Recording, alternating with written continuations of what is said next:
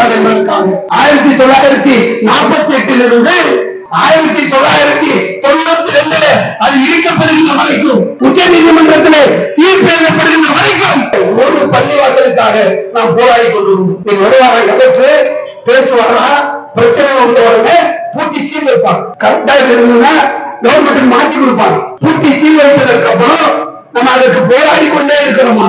ஒரு பள்ளியில் 1000 பள்ளிகளை குறிவைத்து வரக்கூடிய மிக மோசமான மிக அருவருக்கத்தக்க சட்டத்தை அவர்கள் கையில் எடுக்க இருக்கிறார்கள். இந்த போராட்டம் என்பது இன்னும் படித்துக் கொண்டே பெண்கள் சாலை சாலை வருவார்கள்.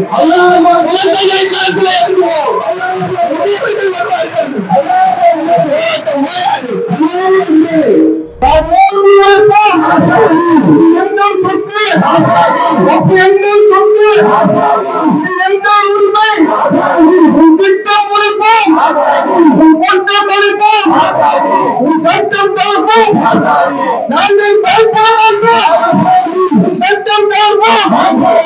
நாம் வாழக்கூடிய இந்த இந்திய வறுமையின் பிடியிலே இப்பொழுது தள்ளப்பட்டிருக்கின்றது. ஏழ்மை நாடுகளோடு இந்தியா போட்டி போட்டுக் கொண்டு மிகப்பெரிய ஒரு அவல நிலையை இந்தியா சந்தித்துக் கொண்டிருக்கின்றது. உணவில்லாமல் தவிக்கக்கூடிய மக்கள் இந்தியாவிலே அதிகமாகிக் கொண்டிருக்கிறார்கள். கழிப்பிட வசதி இல்லாத ஊர்கள் இந்தியாவிலே அதிகமாகிக் கொண்டிருக்கின்றது. வேலையில்லா திண்டாட்டம் இந்தியாவிலே ஏற்பட்டிருக்கின்றது. பொருளாதாரம் மிகப்பெரிய வீழ்ச்சியை சந்தித்துக் கொண்டிருக்கின்றது. வியாபாரம் என்பது மிகப்பெரிய ஒரு மந்த நிலை அடைந்து கொண்டிருக்கின்றது. விலைவாசி விண்ணை முட்டிக் கொண்டிருக்கின்றது. நாம் வீட்டில் வாங்கக்கூடிய சிலிண்டர் விலை உயர்கிறது, பெட்ரோல் விலை உயர்கிறது, டீசல் விலை உயர்கிறது. இந்திய தேசத்தை சீன தேசத்தை சேர்ந்தவர்கள் உள்ளே நுழைந்து ஆக்கிரமித்துக் கொண்டிருக்கின்றார்கள். இப்படி இந்தியாவிலே கவனிக்கப்பட வேண்டிய பல்வேறு துறைகள், பல்வேறு பிரச்சனைகள் இருக்கின்ற சூழ்நிலையில் ஆளக்கூடிய ஒன்றிய அரசு மக்கள் திருத்த சட்டத்தை கொண்டு வருவதற்காக பாராளுமன்றத்திலே முனைப்பு காட்டிக் கொண்டிருக்கின்றது. வரக்கூடிய நவம்பர் 25 இந்தியாவுடைய நாடாளுமன்றம் கூட இருக்கின்றது. இந்த நாடாளுமன்றத்திலே மக்களுடைய பிரச்சனைகளையும் மக்களுடைய கஷ்டங்களையும் வேலையில்லா திண்டாட்டத்தையும் சீன ஆக்கிரமிப்பையும் பேச வேண்டிய ஒன்றிய அரசு அதையெல்லாம் ரதிக்க வைத்துவிட்டு இந்தியாவுடைய உள்துறை அமைச்சராக இருக்கக்கூடிய அமித்ஷா பேசுகிறார், நாங்கள் மக்கள் திருத்த மசோதாவை சட்டமாக்குவோம் என்று. வந்திருக்கக்கூடிய உளவுத்துறை அதிகாரிகளுக்கும் மத்திய அரசை சேர்ந்த அதிகாரிகளுக்கும் இந்த கூட்டத்தை பார்த்துக் கொள்ளுங்கள். இது இந்த பிரச்சனையுடைய ஆரம்பம் தான். நாங்கள் இதற்கு வழிவிட மாட்டோம்.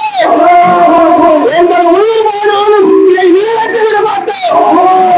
நாங்கள் வழிவிட மாட்டோம். இது ஒரு ஆரம்பம். இந்த ஆரம்பத்தை ஆளக்கூடிய ஒன்றிய அரசு புரிந்து கொள்ளணும்.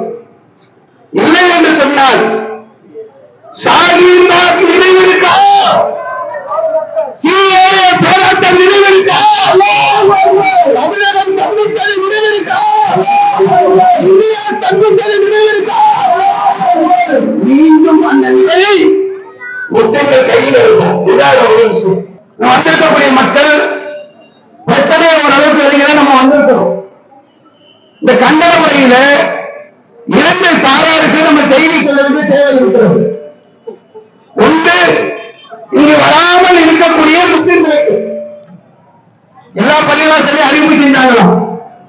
கடைசியா ஆகக்கூடிய இங்கே மைனாரிட்டி பாஜகவாக இருக்கக்கூடிய தன்னுடைய அத்தனை அதிகாரத்தை இழந்திருக்கக்கூடிய ஒன்றிய அரசுக்கு சொல்ல வேண்டிய சில விஷயங்கள் இருக்கிறது. இந்த விஷயம் தான்.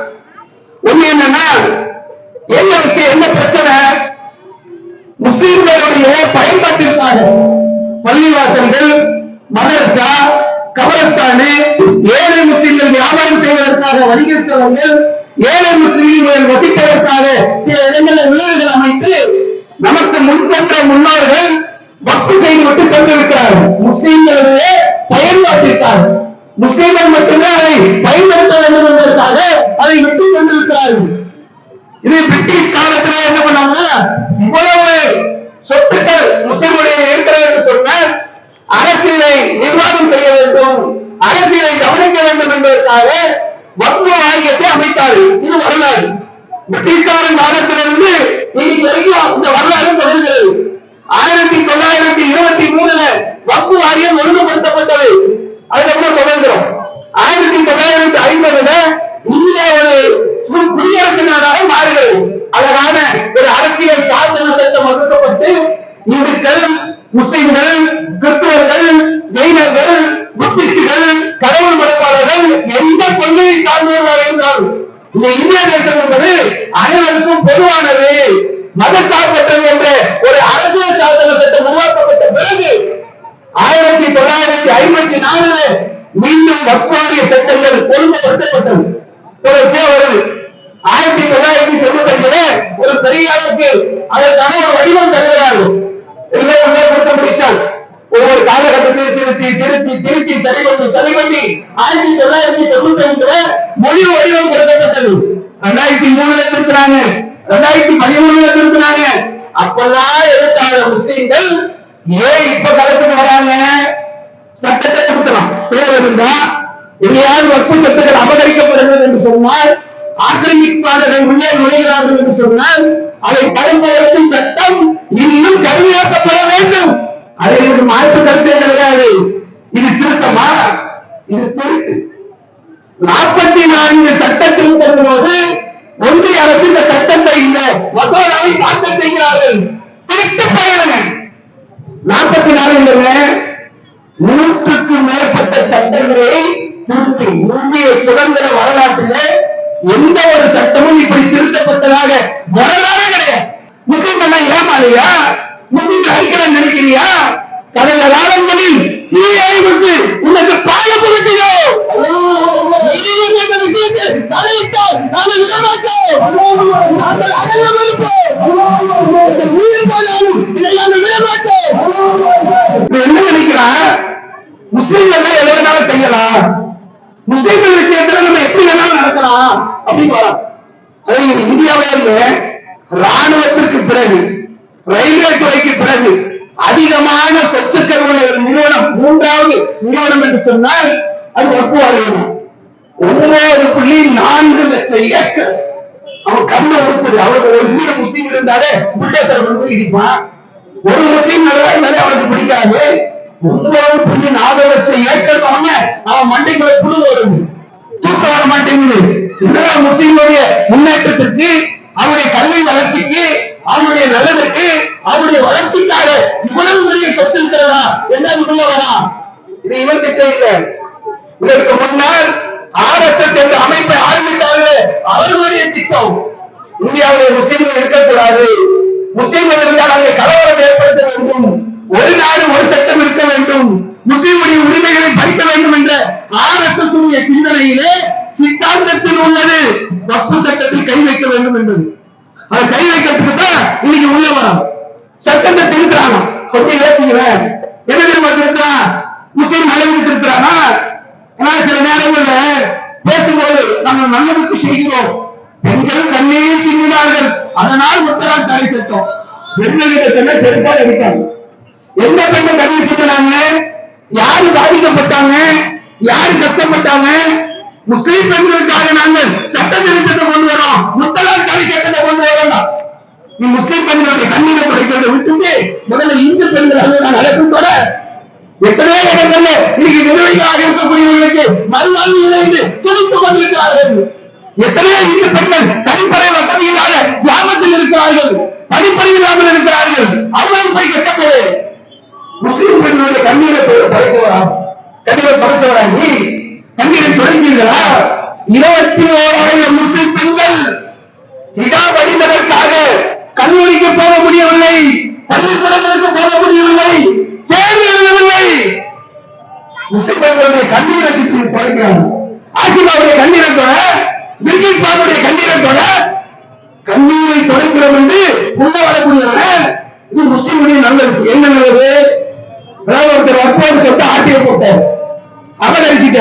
இப்ப அனில் அம்பானி, முகேஷ் அம்பானி எல்லாம் ஆக்கிரமிக்கிறாங்கல்ல, 5000 கோடியில செலவு பண்ணி கல்யாணம் பண்றதுக்கு இடம் வாங்க வசதி இல்லை. பாவம் 5000 கோடியில செலவு பண்ண கல்யாணத்துக்கு. அவர் மகாராஷ்டிராவோட ஒரு பெண்ணை கட்டி இருக்கிறாராம். வக்போர்டுல கொள்ளையடிச்ச இடம், அபகரிச்ச இடம், ஆட்டைய போட்ட இடம். சட்டம் இருந்தாங்க, ஒருவர் வக்பு சொத்தை 12 ஆண்டுகள் ஆக்கிரமித்திருந்தால் அது அவருக்குரியது. இடத்தை நான் ஆக்கிரமிக்கணுமா? மோடி வீட்டுக்குள்ள ஒரு முஸ்லீம் வரலாமா? அமித்ஷா வீட்டுக்குள்ள ஒரு முஸ்லீம் வந்து ஆக்கிரமித்தால் இதுதான் சட்டமா? ஒரு தனிநபருக்கு இந்த சட்டம் இருக்க இந்தியாவுல? ஏன் வீட்டுக்குள்ள ஒரு 12 வருஷம் உள்ள வச்சிருந்தா நான் கொடுக்கலாமா? ஒரு தனிநபர் கொடுக்க கூடாது, வக்பாரி கொடுக்கணுமா? முஸ்லீம்களுடைய இடம் கொடுக்கப்படணுமா? முத்தவங்களே, ஒரு பீச பொருளுக்கு சட்டம் வருது தெரியுது அவங்களுக்கு. பீச பொருள போறான் முத்தவள்ளிகளுடைய அதிகாரங்களை மறுப்பதற்காக வரக்கூடிய சட்டம்.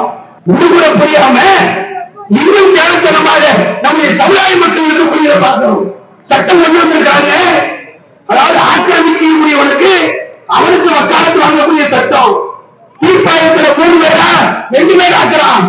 தீர்ப்பாயத்துடைய தீர்ப்புடைய மதிப்பை குறைக்கிறான். அதாவது கடுமையான சிறை.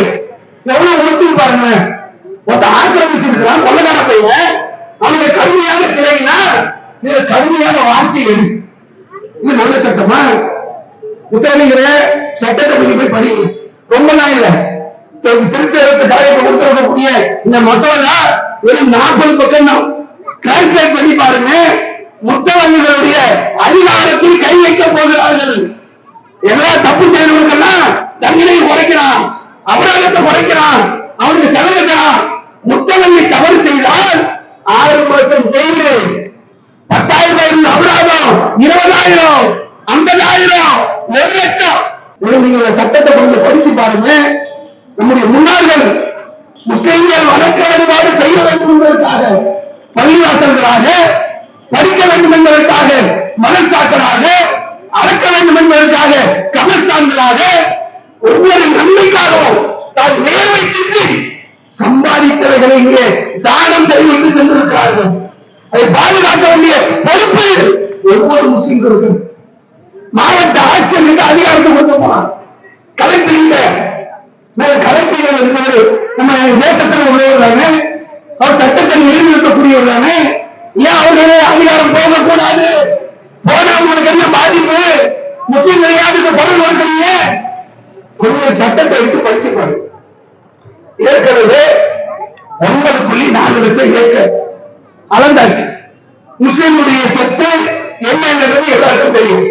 இப்ப இனிமேல் மாவட்ட ஆட்சியர் வந்து முஸ்லிமுடைய சொத்துக்களை சர்வே பண்ணுவாங்க. இவ்வளவு நாள் இந்த சர்வேயருக்கு அதிகாரம் இல்லை, அதிகாரத்தை பறிக்கிறது. சரி, அடுத்து என்ன பண்ணுவார் மாவட்ட ஆட்சியர்? முஸ்லிம்களுக்கும் அரசுக்கும் பிரச்சனை, கவர்மெண்ட்டுக்கும் நமக்கு பிரச்சனை. சொத்து யாரு? கலெக்டர் வந்து அவர் பஞ்சாயத்து பண்ணுவாங்க. கொஞ்சம் யோசிச்சு பாருங்க. எந்த கலெக்டர்? உத்தரப்பிரதேசத்துல முன்வாசல கொண்டு போய் ஆர்ப்பாட்டத்தில் ஈடுபட்டாங்க, வீடுகளை இடிச்சாரு அந்த கலெக்டர். உத்தரகாண்ட்ல மதரசாக்கள் இடிச்சாரு அந்த கலெக்டர். மத்திய பிரதேசத்துல பள்ளிவாசல் இடிச்சாரு அந்த கலெக்டர். கலெக்டர் வந்து முஸ்லிம்களுக்கும் கவர்மெண்ட்டுக்கும் பிரச்சனை. நடுவில் இருந்து அவர் வந்து பஞ்சாயத்து பண்ணுவாரு. அப்புறம் அதுக்கு கோர்ட்டு ஒரு நாள் சரியத்துல ஒரு நாள் மக்குல தீர்ப்பாயம் முடித்த பிறகு கோர்ட்டுக்கு போடுவார். இப்ப என்னப்பா, இப்ப கலெக்டர் அவர் வருவாரா, பேசுவாரா? இந்த கவர்மெண்ட்ல சொத்துக்களை எல்லாம் பேசி அது அரசு பக்கம் என்று சொன்னால் பக்காவா அரசுக்கு எழுதி வச்சுக்குவாங்க. அதோட கோர்ட்டெல்லாம் கிடையாது, மேல்மொழிகள் கிடையாது. மொத்தமாக முஸ்லிம்களை தலையில துண்டு போட்டுட்டு போயிடும். கலெக்டர் வந்தாருன்னா யார் பக்கம் நிற்பாரு, என்ன பேசுவாரு? அதாவது கொஞ்சம் இந்த முத்தவள்ளிகள், பள்ளிவாசல் தலைவர்கள் நாட்டின் நடப்ப கொஞ்சம் படிச்சு பாருங்க. சமீபத்தில் உச்ச நீதிமன்ற நீதிபதி மேலும் அவர் சொல்கிறார், நான் வந்து தீர்ப்பு எழுதுறதுக்கு முன்னாடி பெரிய கோபமா இருந்தது, பெரிய மன கஷ்டம், பிரச்சனை, என்ன பிரச்சனை? 450 ஆண்டு காலங்கள் பள்ளிவாசல முஸ்லீம்கள் வச்சிருந்தாங்க. டாக்குமெண்ட் அவங்க பக்கம், நியாயம் அவங்க பக்கம், நீதி அவங்க பக்கம், தர்மம் அவங்க பக்கம், எல்லாம் அவங்க பக்கம். தீர்ப்பு குழப்பம். குழப்பத்துக்கு என்ன பண்ணாரு? டாக்குமெண்ட் மட்டும் 2 தடவை படிச்சாரா? சட்டத்துல என்ன இருக்குன்னு பார்த்தாரா? நான் என்னுடைய கடவுளை வழங்கினேன், கடவுள் சொன்ன அடிப்படையில் போய் தீர்ப்பு எழுப்பணும். யார் பக்கம் தீர்ப்பு? ஒரு பக்கம் குழந்தை ராமர், இன்னொரு பக்கம் முஸ்லிம்கள். குழந்தை ராமருக்கு தீர்ப்பு எழுதினாரா? முஸ்லிம்களுக்கு எழுதினாரா? மாவட்ட ஆட்சியர் அவர்தான் தீர்ப்பு எழுதுவார், அவர்தான் தீர்ப்பு வைப்பாராம். மாவட்ட ஆட்சியர்கள் இன்னைக்கு அதிகாரத்தை கொடுத்து வைத்திருக்கக்கூடிய ஒரு சூழ்நிலை இருக்கிறது. ரியல் எஸ்டேட் ஆகும் வருவான், அம்பானி வருவான், அதானி வருவான், பெருக்கிகள் வருவாங்க, மத நம்பிக்கையின் அடிப்படையில ஒரு சிலர் வருவாங்க. எல்லாத்தையும் தாரி வார்த்து விட்டு முன்னோர்கள் கொடுத்த இந்த சொத்துக்களை இழந்து இந்த சமுதாயம் நிற்கிறோமா? அதுக்காக இந்த சூழலா? சொத்து தானம் பண்ண போறோம். நீ 9.4 லட்சம் இது இல்ல, இன்னும் கூடும். மக்களுக்கு விசாரிச்சு தனித்தனியான அமைப்புகளுக்கு கொடுக்க ஆரம்பிச்சுட்டாங்க. டெஸ்ட் ஆரம்பிச்சு அதுல கொடுக்குறாங்க. முஸ்லிம்கள் கொடுத்துக்கிட்டே இருப்பாங்க, அதெல்லாம் நிக்காது. என்ன பண்றா? தர்மம் தானம் பண்றதுக்கு அளவு பிராக்டிஸ் முஸ்லிமா இருக்கும். நான் தர்மம் பண்ண போறேன், நான் தானம் கொடுக்க போறேன். என்ன சட்டமா இது? உனக்கு யார்கள் விஷயத்துல தலையிட என்ன? பிராக்டிஸ் முஸ்லிமா இருக்கணும். பிராக்டிஸ் முஸ்லிம் நிறைய சொல்லுவான். இங்கே 1000 பஞ்சாயத்து இருக்கு. பிராக்டிஸ் முஸ்லிம் எப்படி கண்டுபிடிப்ப? 5 வருஷம் பிராக்டிஸ் முஸ்லிமா இருந்து அதற்கு பிறகு ஒவ்வொரு நாளும் பார்ப்பார். இவர் கலெக்டர் போய் பார்க்கணும், தாசில்தாரை பார்க்கணும், அதை பார்க்கணும், இதை பார்க்கணும், அந்த அபிடேட் போடணும், இதை போடணும். சொத்தே போடாம ஒருத்தர் போயிடும். நோக்க முடியுதா? நான் முஸ்லீம் வந்து இங்க தர்மம் பண்ணக்கூடாது, வக்ஃபுக்கு நான் முஸ்லீம் கொடுக்கக்கூடாது. அப்ப ஆங்கார நவாபு மயிலாப்பூர்ல கொடுத்தாரு, அது என்ன? திப்பு சுல்தான் பல கோயில்களுக்கு கொடுத்திருக்கிறார், அது என்ன? அவுரங்கசீப் பல கோயில்களுக்கு கொடுத்திருக்கிறார், என்ன பண்ண போற? நான் முஸ்லீம் கொடுக்கக்கூடாது, முஸ்லீம் கொடுக்கிறது சட்டம். இதுல முஸ்லீம் அல்லாதவர்களை உள்ளே கொண்டு வருகிறார்கள். கொஞ்சம் யோசிச்சு பாருங்க, எப்படிப்பட்ட ஒரு மோசமான அநியாயமான அக்கிரமமான ஒரு திட்டத்தை கொண்டு வருகிறார்கள். கேட்கிறத முஸ்லீம் அல்லாதவர்கள் உள்ள மக்கள் சரி, மதசார்பற்ற நாடு, எல்லா மதத்தவர்களும் உள்ளதான. காஞ்சி சங்கர மதத்தவர்கள் முஸ்லீம் உள்ள போது, ராமர் அயோத்தி மலையில என்ற முஸ்லீம் உள்ள போது, பூரி ஜெகநாதர் மலையில என்ற முஸ்லீம் உள்ள போது, காசி விஸ்வநாதர் கோயில என்ற முஸ்லீம் உள்ள போது போல முடியுமா? உன்னால திருப்பதி தேவஸ்தானத்துக்குள்ள போய் நீ முஸ்லீம் இல்ல குறிப்பிட்ட இந்துவை தடுத்து வேற இந்து உள்ள போட முடியாது. இவ்வளவு திமிர் இருந்தா உனக்கு முஸ்லீம்கள் மீது எவ்வளவு வக்கம் இருந்தால் வக்கு போதுக்குள்ள முஸ்லீம் அல்லாதவர்களால் உள்ளே கொண்டு வந்து போட வேண்டும் என்ற சட்டத்தை வச்சிருக்கிறார். யார் பண்ணுவது? என்ன ஒரு அப்பாவுக்கு சொத்தா? வழிபடுமா? கவர்மெண்ட் தான் என் அப்பா பாட்டை கொடுத்தது. என்னுடைய முன்னோர்கள் வியர்வை சிந்தி கஷ்டப்பட்டு சில பள்ளிவாசல்கள் தான் நான் 5, 10, 100, 1000 போட்டு நாங்கள் உருவாக்கி நாங்கள் உழைத்து அதை வக்கு செய்திருக்கிறார்கள். இத கொடுத்து எடுத்து அம்பானிக்கு கொடு, அதானிக்கு கொடு, 12 வருஷம் ஆக்கிரமிச்சிருந்தா அவனுக்கு கொடு, ரியல் எஸ்டேட் ஜாதாவதா அவனுக்கு கொடு, அந்த 12 வருஷத்தை கடை வச்சிருந்தா அவனுக்கு கொடு என்று சட்டம் வைக்கிறார்கள் என்று சொன்னால் இது கம்மி. ஆனா ஆரம்பத்தில் விடயம் வந்து இறங்கும் போது மக்கள் சாலை சாலையாக வருகிறார்கள். வருகிறோம், இவ்வளவு பெரிய கூட்டம் இங்க கூடி இருக்கிறோம். ஆனால் ஊர்ல இருக்கக்கூடிய முஸ்லீம்கள் விளங்கிக் கொள்ளுங்கள், நடக்கிறது ரொம்ப மோசமான செய்தி. வக்ஃப் சட்டத்தில் கை வைக்க வருகிறானே, இது சாதாரண ஒரு செயல் அல்ல.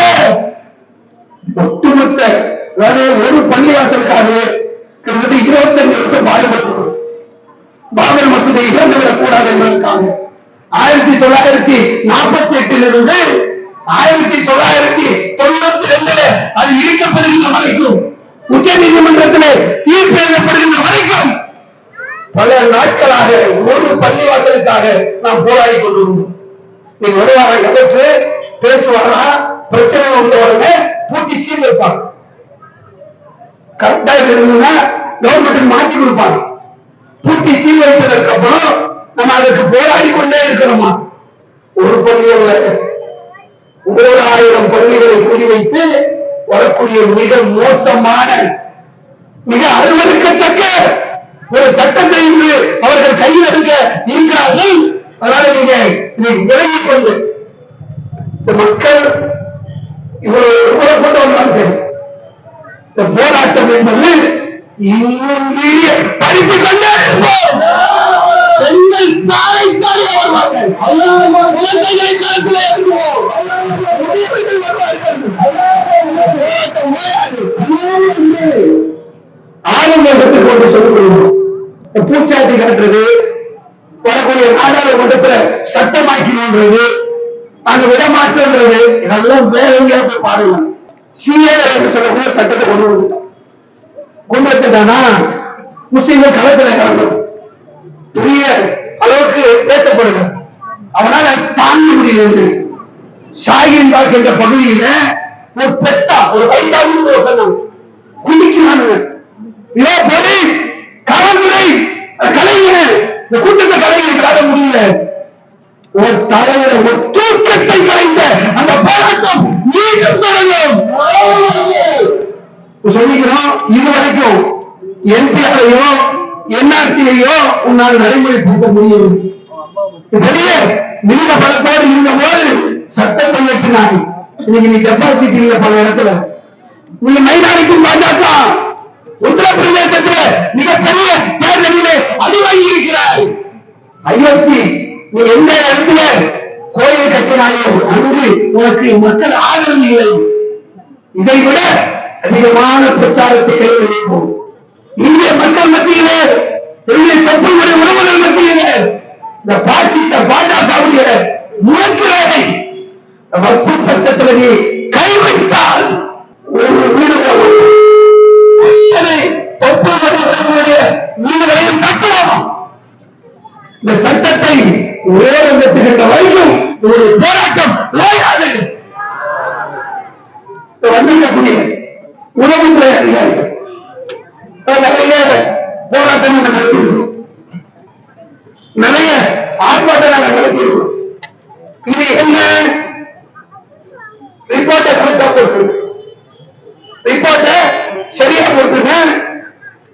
மண் குத்தில தூண மாளிகை நபிகள் நாயகம் சொன்னதை உணவுத்துறை, ஒன்றிய அரசினுடைய உணவுத்துறை ஐடி யார் யாருக்கீங்களோ எல்லாம் நோட் பண்ணுவீங்க. நபிகள் நாயகம் சொன்னார்கள், மண் குத்தில தூண மாளிகை, நான் கொல்லப்பட்டால் என்னுடைய சொத்தை காப்பதற்கான, நான் கொல்லப்பட்டால் என் சொத்து, என் வீடு, என் கடை, என் சொத்து, இதை காப்பதற்காக நான் கொல்லப்பட்டால் சகி வீழ்த்தியாகி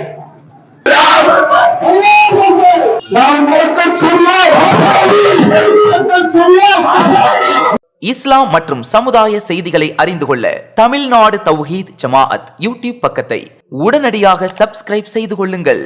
மேலும் பெல் பட்டனையும் கிளிக் செய்து கொள்ளுங்கள்.